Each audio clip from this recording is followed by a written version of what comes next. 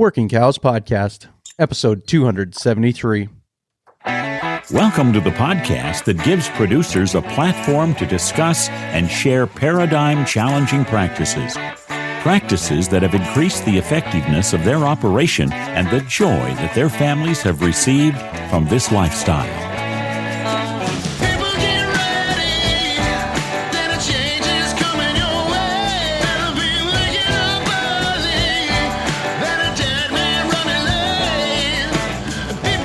Howdy, everybody. This is Clay Connery, host of the Working Cows Podcast, and this will be my last episode powered by the Global Ag Network. Just wanted to say, been a good run with the Global Ag Network. Really appreciate Delaney and the rest of the crew over there at the Global Ag Network and all of their work over the years, opening up new partnerships and opportunities and networks and all those things that they've done. Just want to try some new things, and try some different things, try some different ways of developing partnerships and relationships. So I'm going to jump off here after the new year and start with some new, start exploring some new opportunities and new ways to develop these relationships and partnerships in the industry.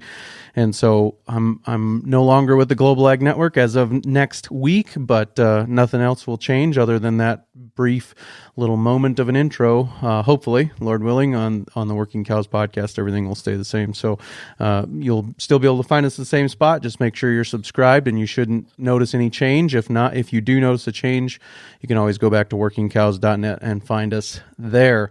One other thing I wanted to call attention to, I had a well-credentialed, very nice letter from somebody who reached out to me to let me know that they had some concerns about last week's guest, and I guess the only reason I say anything about it at all is just, or not last week's guest, it was more about the topic, and the only reason I say anything about it at all is just to say, as far as the Working Cows Podcast is concerned, I do very little research. I might listen to an episode with a guest on another podcast to make sure I'm not asking them the same questions they always get asked. But other than that, this is a side hustle for me, and I don't do a lot of extra research on these topics. But what I will say is, caveat emptor, buyer beware, do your own homework, find out if it's something that's right for your operation, test it small. If it makes a difference on a small scale, maybe it's something you can make bigger, but that's about all I guess I'm going to say about that. I really appreciated the tone of the letter and the credentials that came with it. But other than that, I just want you guys to know, do your own homework and figure out for yourself. So today on the podcast, I'm very excited to be joined once again by Zack Smith. Zack, as you know, has been a guest multiple times. We've talked mostly about his venture with the stock cropper, but today we're going to take a different approach. We're going to take a different angle. We're going to talk to him about some of what he sees kind of on a macro scale within agriculture in America as it relates to crop insurance and the Farm Bill and some of those things. He had a recent video that he put out that really resonated with me. The Farm Bill has been somewhat of a mystery to me. The crop insurance as a grass farmer from west of the 100th meridian has been somewhat of a mystery to me. And so I have asked him to come on and help me understand it a little bit better, but also to talk about some of the things that he'd like to see done differently as it relates to people being able to get qualified for crop insurance and some of those things as far as moving large-scale change is concerned in American agriculture. So with all that being said, Zack, thanks for joining me once again on the Working Cows Podcast. Welcome back. Thanks, Clay. Great to be here again. Yeah, so I really appreciated the video that you put out. I really appreciated the perspective. As I said in the intro, I have a little bit of a limited perspective, I feel, as far as what the mechanics of all of these things are as far as the Farm Bill and crop insurance. Those things are changing a little bit for people west of the 100th meridian with things like PRF insurance and some of those things. But I don't think it's quite as ingrained in intertwined with the success of Western operations. The crop insurance isn't quite as ingrained and intertwined with the success of Western operations as I feel like it is of those east of the 100th meridian. So I guess, would you say that that's an accurate understanding of the role that crop insurance plays? Is it a pretty critical key piece for people east of the 100th meridian in your understanding or your perspective? Yes, it absolutely is. So, just to give folks that maybe don't understand the Farm Bill a little bit of background, every 5 years, the Congress gets together and votes on the direction of, farm and food policy moving forward for the next 5 years. And it's a significant bill. I think in 2018, I did a little research ahead of this. It amounted to about $430 billion of a total funding package to cover the Farm Bill over 5 years. Most of the Farm Bill, or most of the proceeds, go toward the supplemental nutrition program that most people know as SNAP, or what used to be called food stamps. And so it's like 75, I think, percent approximately goes there. And then the other 25% of the funding bucket gets split, primarily towards commodity backing programs for overall farm risk, conservation programs to help farmers figure out how to install, conservation methods on the farm. And then last but not least, crop insurance. And so when you get east of the 100th meridian, more into the Corn Belt, crop insurance is a relevant thing for, I think what I've read is like somewhere between 85 to 90% of producers carry it. And it's very, very relevant, especially when you're in today's day and age with the amount of dollars that you're handling and dealing in, weather conditions where you're going from, extreme flooding to extreme drought within, 12, 18 months, and the risk on the table. It's a lot of dollars to handle. And crop insurance is a very, very important part of, corn and soybean farmers and other commodities as well. And, but the Farm Bill as a whole really shapes the policy for what farmers are going to do. And so what do I mean by that is that, the government gets together and they figure out, along with industry and lobbyists, what are the important things. And, over the past 50 to 75 years, that overall general direction has been, we need to grow a lot of food as cheap as possible and have a cheap food supply. Okay. And so that's been a great thing in a lot of ways, because if you look at the share of an American's budget and what percent has gone to, the food that they buy at the grocery store over the last 100 years, that's gone down from, I think at one time during the Great Depression, it was like over 20%. And now I think in modern times here, I think it's gotten down to 10 or less percent of your, family's annual budget goes to food. And while that seems like a great thing, there's also there's been a big cost, in my opinion, to that policy. We're extremely efficient. There is nobody better than the American farmer at growing lots of stuff. We've developed an industry that helps us figure out how to do it, even in the face of, increased weather risk and all sorts of other things. We keep producing. The concern and the reason for my tweet the other day is, though, we failed to realize a lot of the other outside external costs that come along with that cheap food production. Like, for instance, the fact that we've lost, almost half of our topsoil and organic matter over the last 150 years of breaking the prairie.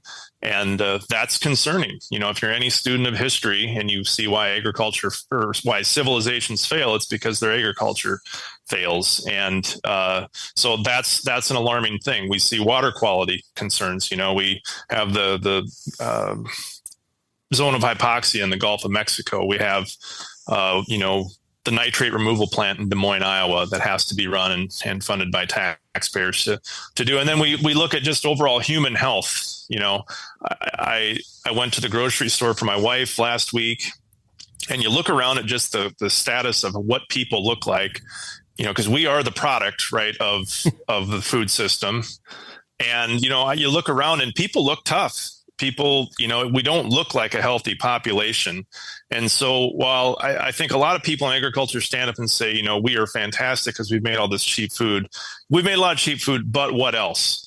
And those are the things that, are really driving me now, and why I tweeted that out, and some of these ideas specifically around how do we address and use food policy to actually do something meaningful about the externalities that we've ignored for a long time. Right. And that government setting the policy, I kind of went down this libertarian rabbit hole in 2016 and stayed down there for quite a while. And I've kind of come back around, but still on the real limited government side of things as far as what works best. And that government setting the policy, they are the ones who have the monopoly power. They are the only ones with a monopoly of force. And so when they say this is what you're going to farm, where you're going to farm it, and how you're going to farm it, people snap too, because they have put their thumb on the scale and said, this is how we are setting policy. This is how it's going to be. And so people don't get the opportunity to make a decision without taking that into consideration. And so it changes the way that things get done in all kinds of places. And so, I mean, have you experienced that in your life, as far as there are things that we would try that are outside the box, but it's not really feasible because the government has a certain way that they want things done and in a certain place that they want those things done?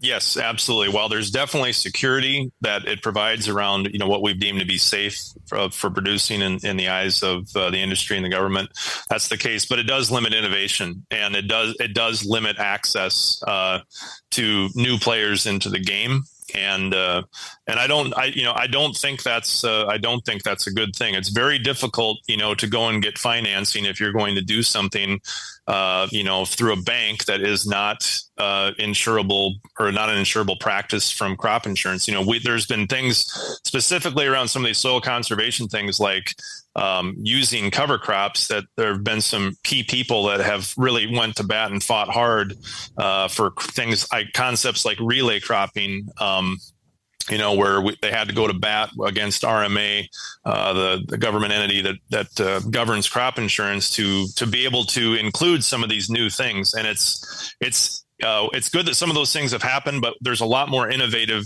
things that are going to be coming down the pike that we need to be more nimble or more open to having come into the fold here. So. Right. And it's not necessarily like these innovative practices are a sacrifice on our ability to produce a quantity of food either. I mean, like, we are hopefully producing better quality food too, right? You talked about the negative externalities as far as cheap food is concerned, and a trip to the grocery store and seeing what's in people's carts, and then the people that are pushing those carts, and say, oh, that there's a link there between those two things. But it's not like you have to sacrifice the quantity of food you can produce if you're going to take a soil health approach and produce higher quality food. Would you agree with that?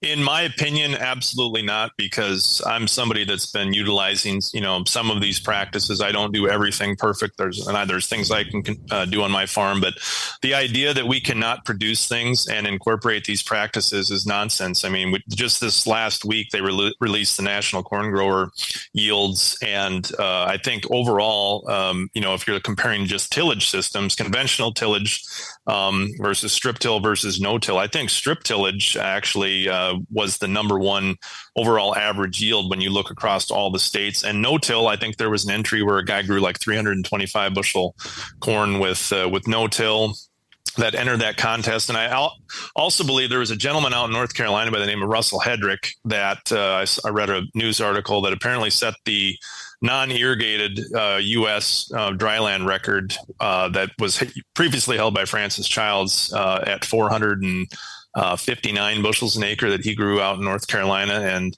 he's not using conventional ag practices. So the idea that we're all going to starve, in my opinion, is nonsense. Now, are there risks to some of these changes? Absolutely. Just like there are risks in any system. Okay. There's lots of risks in conventional production and things that can go wrong.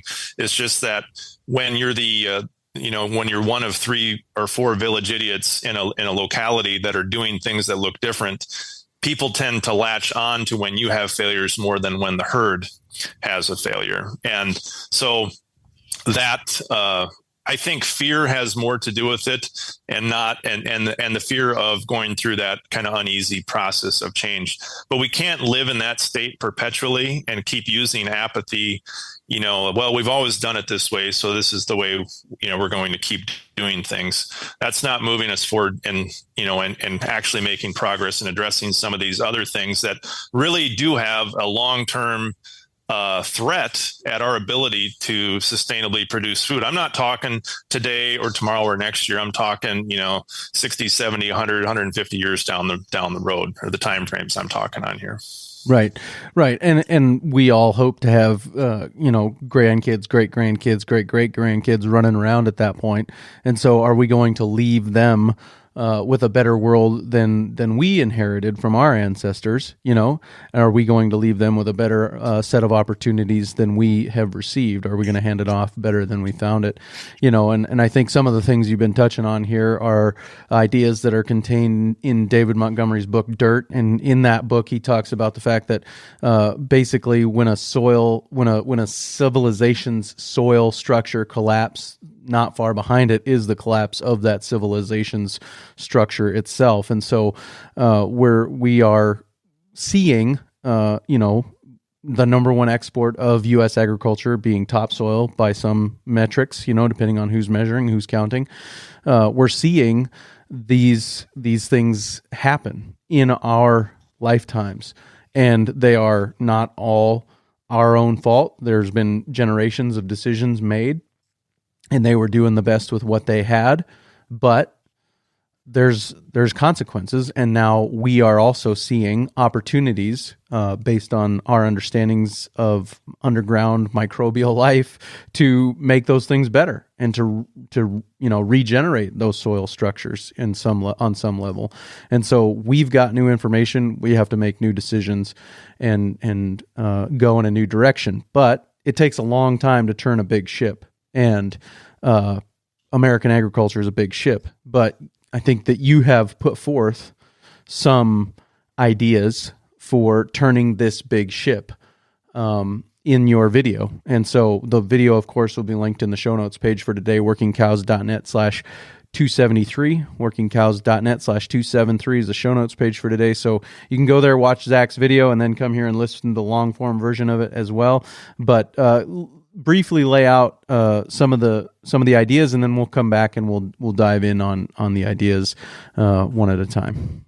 So before I do that, the one thing I want to highlight is what hasn't worked up to this point, in my opinion, and why, and that better sets up some of my solutions. So the things that that I'm passionate about, I see the opportunity in this farm bill, are to really drive around three things: minimizing, continued soil loss and erosion, water quality, and carbon sequestration.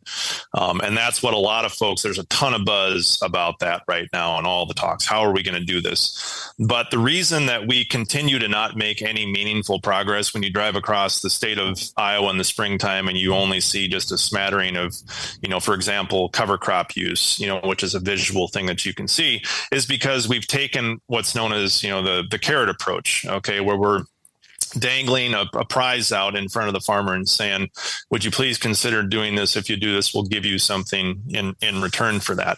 And, the science is, fairly sound and determined on these things. We know that these things are happening. We know that, we're losing soil, we're losing nitrogen, and we know the things that we have to do to stop it, yet we're not seeing the behavioral change because people are still chasing yield as king and are fearful of any deviation from the current system, that we won't have that.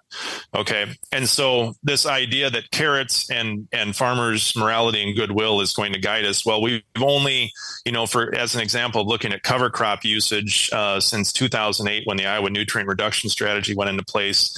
And it was something that basically gave a scoring to what practices could farmers implement that could make the biggest difference in as far as the zone of hypoxia in the Gulf of Mexico. And at number one was cover crops. It was like a 45% reduction of nitrogen and phosphorus removal on the scale. And so at that time, there was like less than 1% of Iowa that was using them. And now after, 15 years of, having this policy, seeing what that is, we've gone from 1%, I think, to maybe you're 7 or 8% now in the state of Iowa. So that's the carrot. And that approach has been led by, I would say, probably 80 or 90% of those acres are some sort of payment where the farmer is getting paid to do essentially what is in that farmer's own best interest, which is to preserve the soil and the nutrients and keep them where they belong, which, is within their business. Okay. And so and if we stay on that rate of change, I think I did the math, it's going to take like another 85 years of this, rate of improvement where we would get to a spot where it's actually meaningful. And so my question is, do we have another 100 years of carrot approach where we can wait for change to happen on that timeline? And what is the opportunity cost of that time with soil loss or water degradation or all the other, external things that we're not factoring in? My argument is we don't have time. So to continue on, Einstein's definition of insanity, doing the same thing over and expecting a different result, you can't keep applying the same logic, to it. And we may have to do some things that are uncomfortable to people. And so here we go. Here are the three ideas that I've put forward in this video, and we'll talk through them. So, the first idea is around reform in crop insurance. So we didn't really explain how crop insurance works, but I'll do it right now to try to be as succinct as possible. So me as a corn and soybean farmer, I can insure my crop up to a certain dollar per acre value, and I pay a premium for that throughout. There's a cost to that insurance policy, just like there is for car insurance or health insurance or anything else. The difference with crop insurance is that the taxpayer actually funds my purchase of crop insurance to the tune somewhere between 60 to 65%. The taxpayer is picking up that portion. And really, there is no contingencies on me for earning that subsidy. It's just part of the farm bill. You just get that. And when people push back against farmers like, well, why do you just get that? The argument is, well, you're getting cheap food. So that's where the subsidy and the stabilization has its value. So what I would contend, if we're actually going to fix things, I still think we can produce a lot of food and do it in a sustainable way. So we're really not going to decrease the amount of production.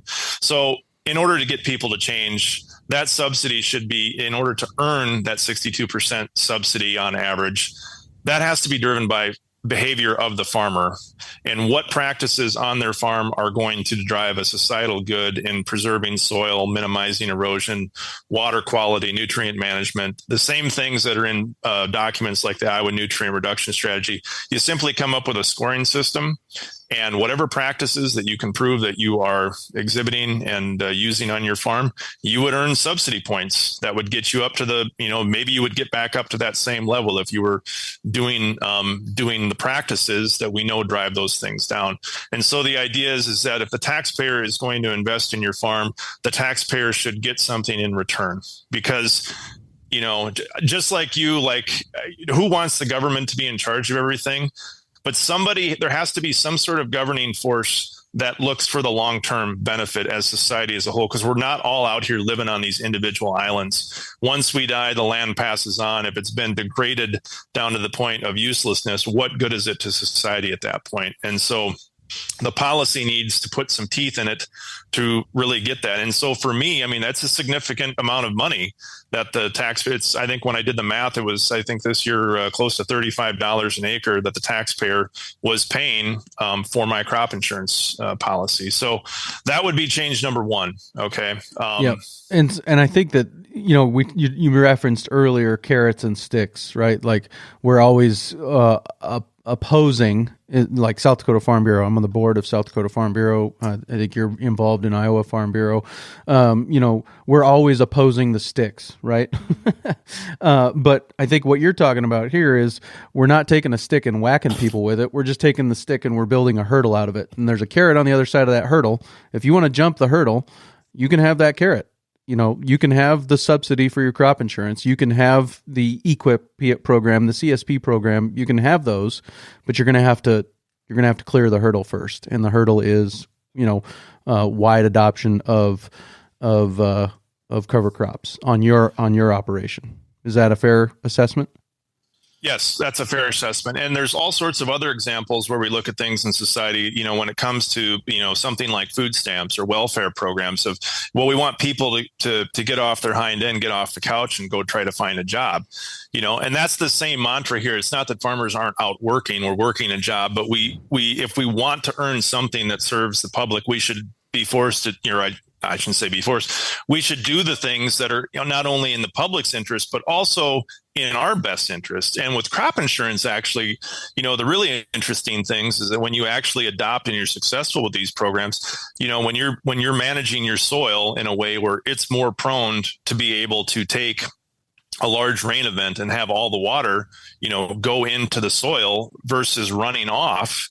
Now you're lessening your risk naturally just through management and lessening the risk of an indemnity payment, for the Treasury to pay out in the case of a loss. And so, and that the runoff is never clear, right? The runoff doesn't run off perfectly crystal clear. You can't take your cup down to the end of where the runoff is happening and scoop out some water and drink it. If you did, it would be full of topsoil because it's taking soil with it.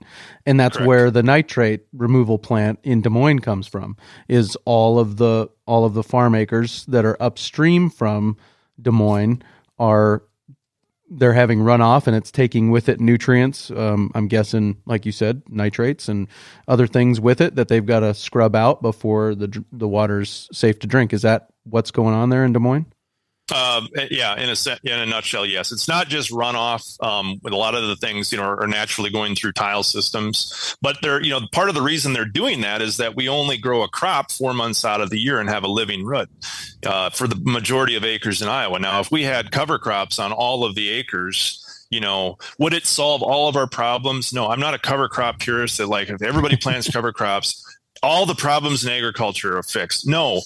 But you can't say that having a live-in root, if you're going to go out and apply hog manure or put in hydroson the 15th of October when soils are 70 degrees like they were this fall, and people did that we wouldn't, limit our chances of keeping, those assets which we paid for on our farm acre and out of somewhere where they're not of value to us and they're a problem for somebody else. The thing that I get wound up about this, Clay, a lot is that so many of these principles are inherently in our own best interests to, work toward that we gain the advantage when we're successful with these things and make our businesses more resilient.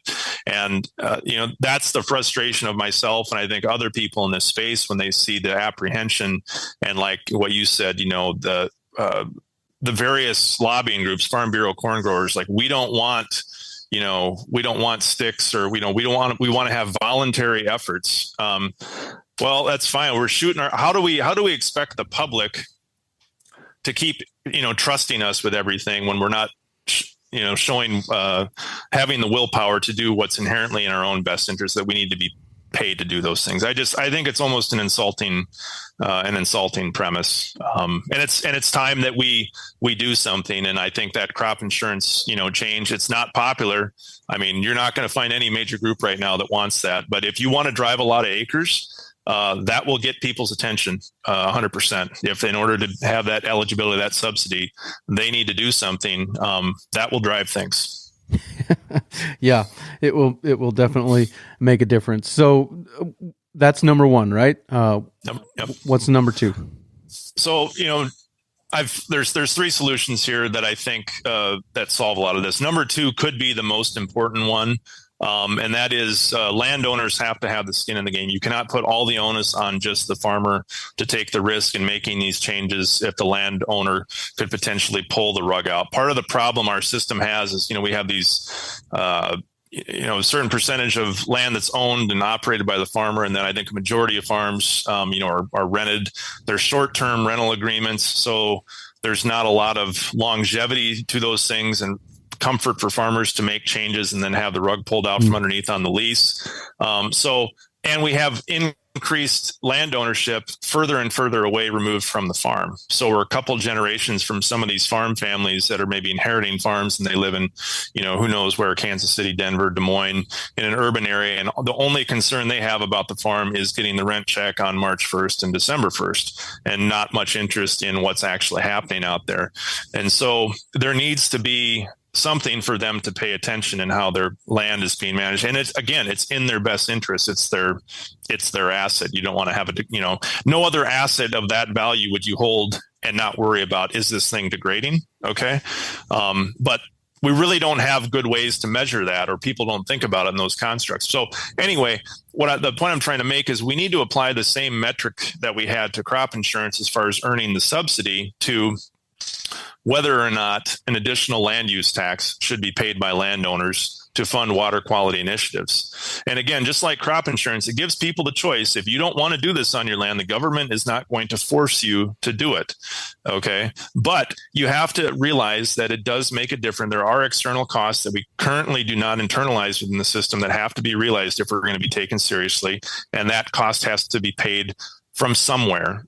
And so if landowners want to make the changes, then we would leave things as they are. But then if not, and they're not going to do that or take interest in that, we would come up with some sort of a property tax that would go to funding, state or federal water quality initiatives for cleaning up the zone of hypoxia, or operating nitrate removal plants, or cleaning dredge ditches, that happen in local waterways around us all the time, where we get erosion silting them in. We have to have landowners on the hook. And I tell you what, if landowners are going to get a tax bill at the end of the year assessed based off practices, that is going to drive hard finding tenants to be in place to make sure to minimize their tax liability. Now, people don't, initially I thought, well, this should be a tax cut, and you and I actually had that conversation offline. But if you took that, I actually positioned that to a legislator a few years ago, and they're like, well, we already, what else am I going to cut if I don't have that revenue coming in, to offset that? And so, yeah, and that's a fair point. Budgets are tough to deal with on all those things. So just make it additive.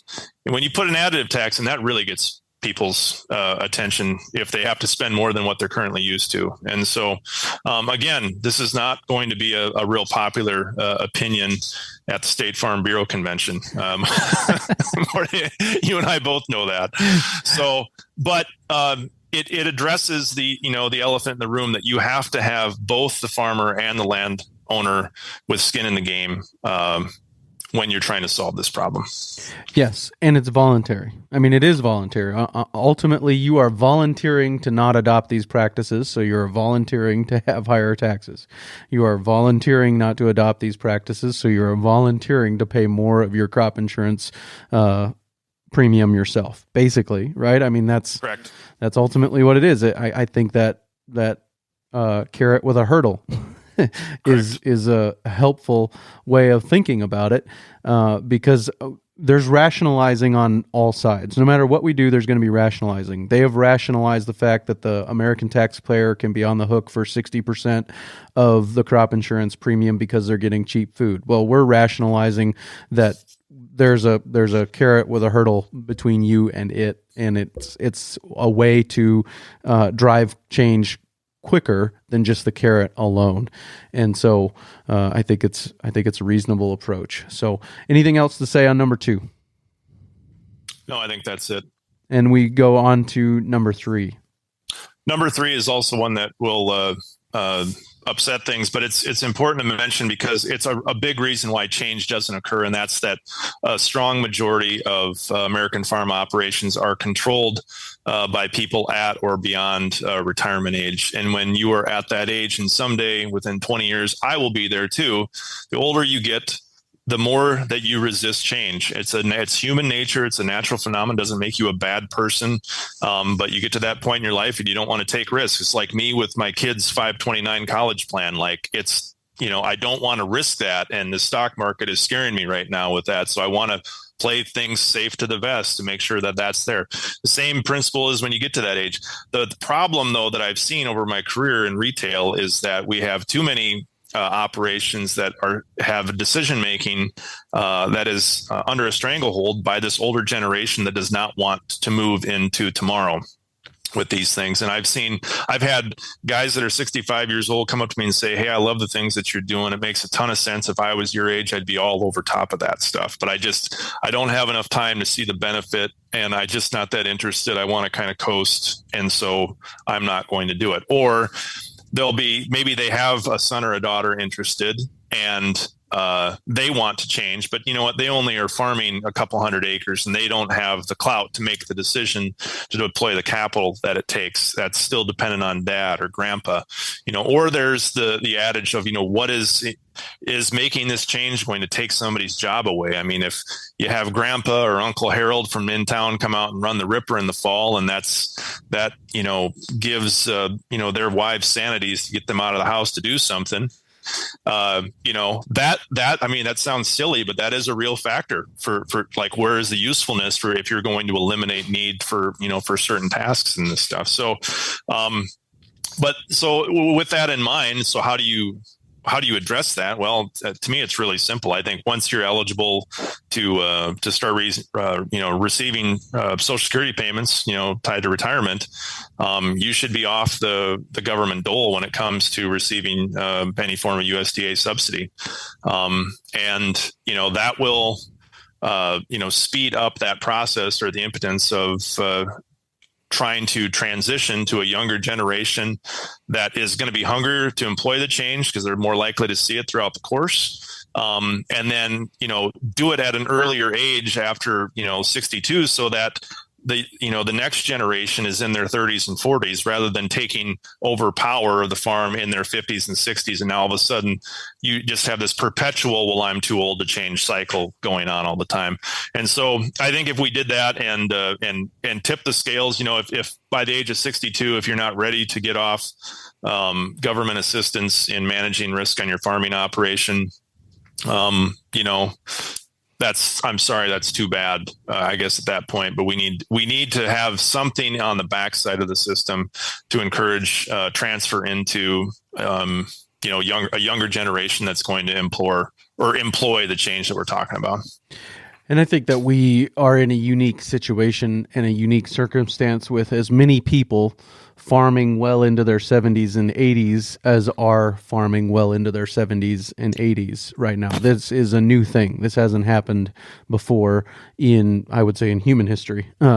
Because another thing is that we're on a really, really small time scale as it is, right? I mean, like, this whole industrialization of farming and the people covering as many acres as they do is really new. Like, since World War II, that a lot of that stuff has started to really ramp up as far as the number of acres, and as far as the lack of rotation and biodiversity and the integration of livestock. A lot of that has happened, I would say, since World War II, and I think that's being generous. I would say it's probably even less time than that. I think that you go back to World War II in Iowa, you probably saw more than just corn and soybeans and no livestock integration. There was probably quite a bit more as far as a rotation is concerned, and some integration of livestock. Is that accurate? I've been through Iowa, haven't spent any time there. Yeah. I watched it change in my lifetime. So right. There were a lot of diversified farms when I was growing up as a kid. Most of the kids in my class came from farm families. Majority of them did. They were diversified. In our neck of the woods, everybody had corn, soybeans, usually some oats or alfalfa. And then usually about every farm had hogs. During the 80s in Iowa, hogs were, referred to as the mortgage lifter. The help, hogs were usually good when everything else wasn't. But that continued on till about the late 90s. And then we had, I think it was 8-cent hogs that year. And that pushed the last of kind of the independent class, or the majority of independents, out. And then that's when you saw the onset of a lot of the CAFO construction and farmers no longer being independent hog producers, but, essentially being a worker for the larger integrator, and providing labor and getting manure in return. So, there's been a huge shift in what I would call farmer sovereignty. And I think, especially in the livestock side of things, we've seen that, but I think it's coming to the crop side increasingly quickly, especially with the consolidation and this kind of ramping up at scale. And one of the things I like about these changes, I do think it does put a natural brake on some of the idea that we should only have, a farm operation in every county in the state of Iowa in 30 or 40 years. It's farming 250,000 acres. Like, is it going to be possible to farm at that scale and farm in a way that talks about the things that we've been talking about that are important? I don't think so, because I have some very good friends who are very, very good large scale commodity operators, and they would like to make these changes, but they just don't know how, from the complexities of operating, a mega ship like that, how to do that because a lot of the things that we do that have negative externalities make that system work. And so nobody wants to go backwards. And so that's another resistance to that whole thing.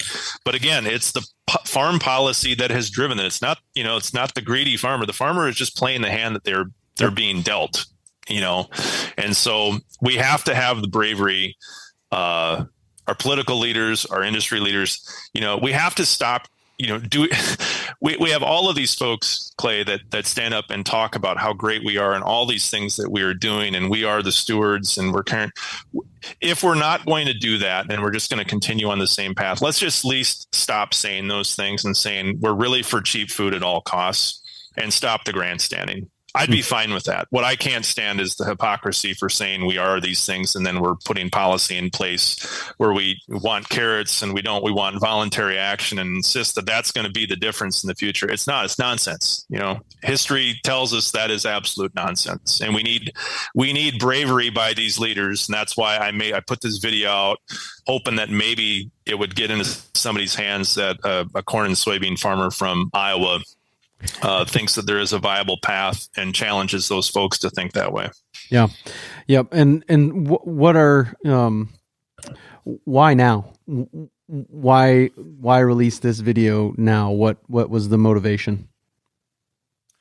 I don't know. This stuff's been boiling. I mean, I've been thinking about the 2023 Farm Bill for the last year, and knowing it was coming. And it's kind of like what I just alluded to. I see a lot of grandstanding by the folks that are in power, the industry groups, the politicians, and it's all kind of meaningless. And it's time to call people on the carpet, and time to put up or shut up. And if you really believe in these things, or you say that this stuff's possible, show us that you're willing to do the hard work, make some people uncomfortable, but actually get it done.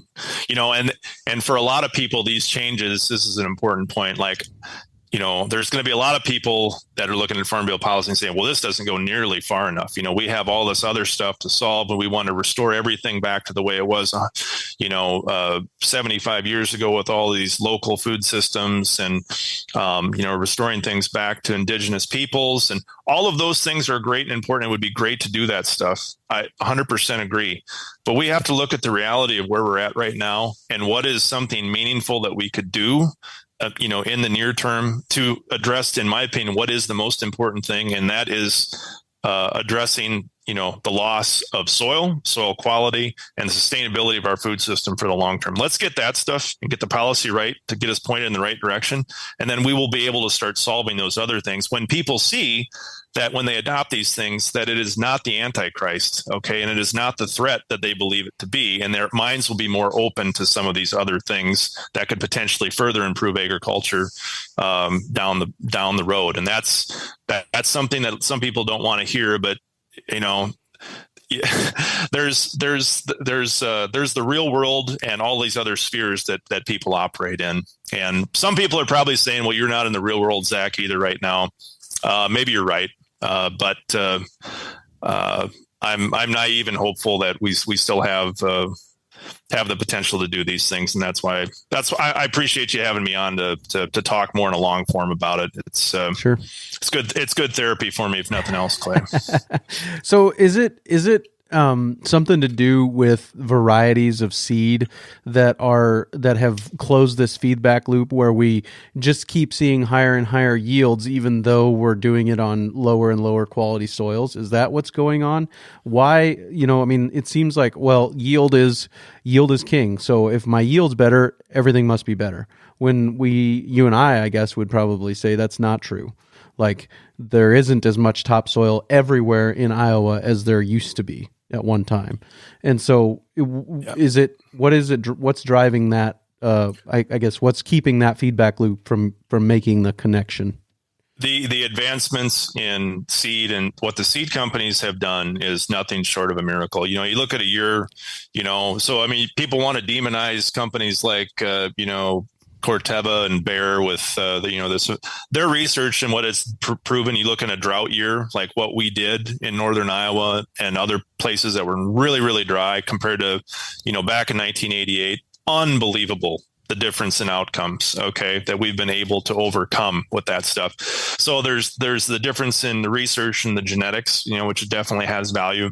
But then there's all the other inputs that were the synthetic inputs that we've gotten better at figuring out how to pour the coals to the natural system. Now, so if the combination of that technology within the seed, the genetics improving, and farmers managing things to a higher degree with these the synthetic inputs coming in, that's all well and good. Okay. My question is, can that go on forever? Can you continue to have a degraded medium that you're growing things in? And will technology outpace that? Now, if you listen to ag industry people, they will say, well, absolutely.